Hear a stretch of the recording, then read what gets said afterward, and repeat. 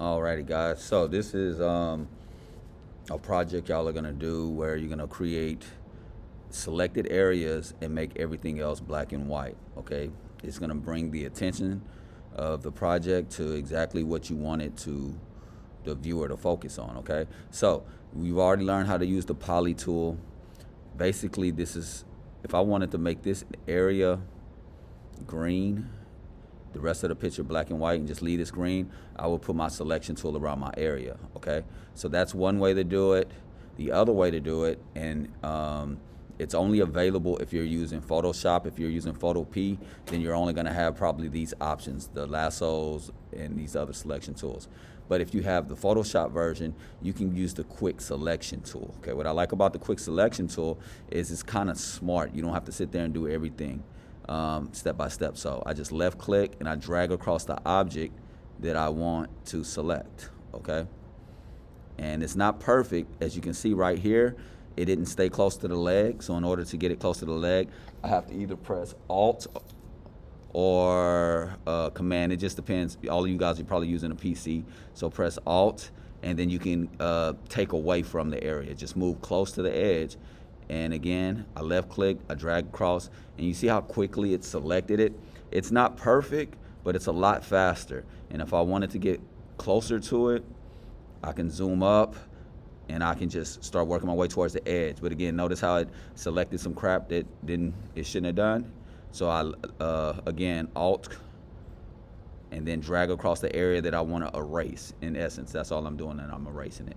All right, so same thing right here. I want to get closer to the neck, so I'm Alt, but I want to select the hair, so I go ahead and just move close, and it does a pretty good job.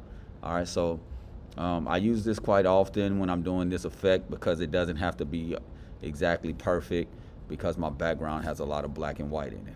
All right, so now that I have these areas selected, I am going to go inverse.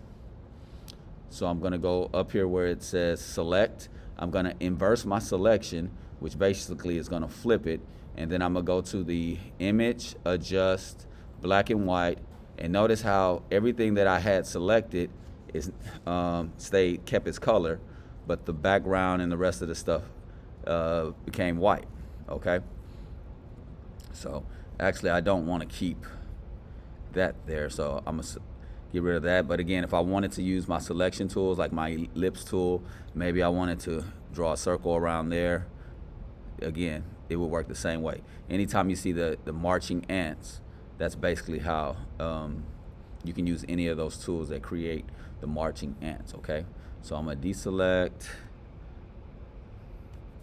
Let me go to this, get rid of that, because I don't want to keep none of that.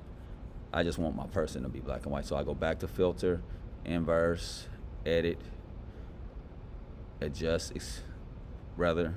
under image, black and white, and boom, it only picks up. Press OK, and it only picked up what I wanted to pick up. So now you notice how everything else is in the background, but the main focus of your eye goes to the person with the red ball. All right, cool little effect you can use doing Photoshop. Let me know if you have any questions.